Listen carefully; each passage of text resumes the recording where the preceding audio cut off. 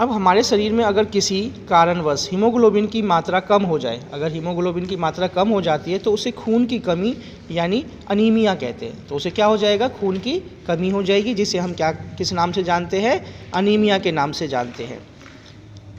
यदि हमारे भोजन में लौह तत्व और विटामिन पर्याप्त मात्रा में हो, अगर हमारे शरीर में क्या है, लौह तत्व है, ठीक है, और विटामिन है, अगर वो पर्याप्त मात्रा में है तो शरीर में हीमोग्लोबिन की उचित मात्रा बनी रहती है।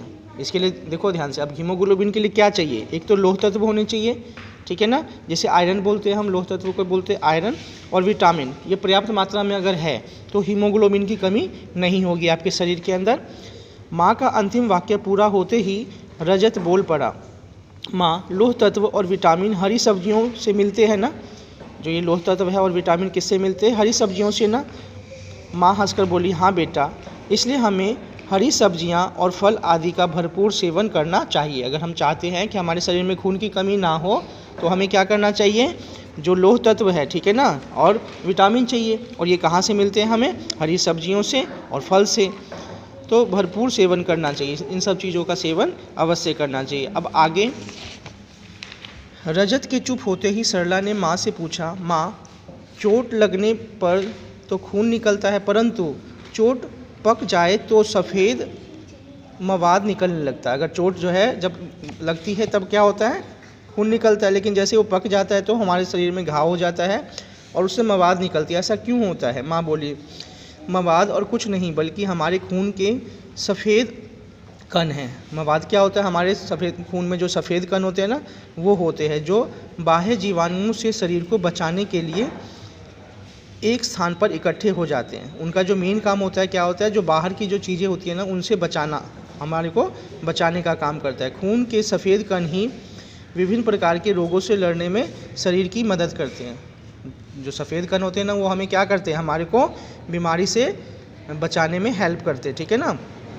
तो हमारे शरीर के प्रत्येक अंग को खून की ज़रूरत होती है। शरीर का जो जितने भी अंग है उसको क्या चाहिए, खून की ज़रूरत होती है, और शरीर के सभी अंगों तक खून को पहुंचाने का दायित्व हृदय का है। और ये पहुंचाता कौन है, हृदय पहुंचाता है। जो हमारा हृदय है ना, वही शरीर के सभी भागों में जो है खून को पहुंचाने में हेल्प करता है। हृदय एक तरह का पंप है। ये क्या कैसे काम करता है, एक पंप की तरह काम करता है, जिसके द्वारा सारे शरीर में रक्त का संचार होता है।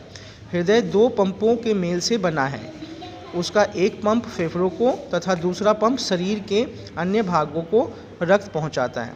एक पंप क्या करता है, फेफड़ों को रक्त पहुंचाता है, और दूसरा पंप क्या करता है, शरीर के अन्य भागों में जो है रक्त को पहुंचाता है। फेफड़ों में कार्बन डाइऑक्साइड युक्त रक्त पहुंचता है। जब फेफड़ों में रक्त पहुंचता है तो कैसा होता है, वो कार्बन डाइऑक्साइड उसमें मिक्स होती है, तो यह रक्त नीले रंग का होता है। और जो कार्बन डाइऑक्साइड वाला जो होता है वो कैसा होता है, नीले रंग का होता है और अशुद्ध कहलाता है। इसे हम क्या कहते हैं, अशुद्ध रक्त। ध्यान से सुनो, हमने क्या बोला कि जो फेफड़ों में रक्त पहुंचता है उसमें क्या मिक्स होता है, कार्बन डाइऑक्साइड, और कार्बन डाइऑक्साइड मिक्स होने की वजह से उसका कलर कैसा होता है, नीला होता है, और उसको हम क्या कहते हैं, अशुद्ध रक्त, ठीक है। तो अशुद्ध रक्त होता है, यह रक्त नीले रंग का होता है और अशुद्ध कहलाता है।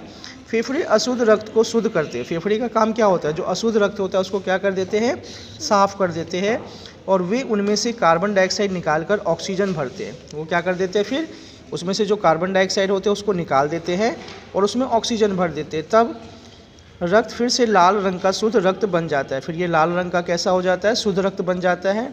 और यह जानकारी हमें महान चिकित्सा वैज्ञानिक हार्वे ने दी थी। और ये बात हमें किसने बताई थी, ये एक साइंटिस्ट है जिनका नाम क्या है, हार्वे। उन्होंने हमें ये बताया कि फेफड़े क्या करते हैं, जो अशुद्ध रक्त होते हैं उनको शुद्ध करने का काम करते हैं। और कैसे करते हैं, उसमें जो कार्बन डाइऑक्साइड होती है उसको निकाल कर उसमें ऑक्सीजन भर देते हैं, ठीक है।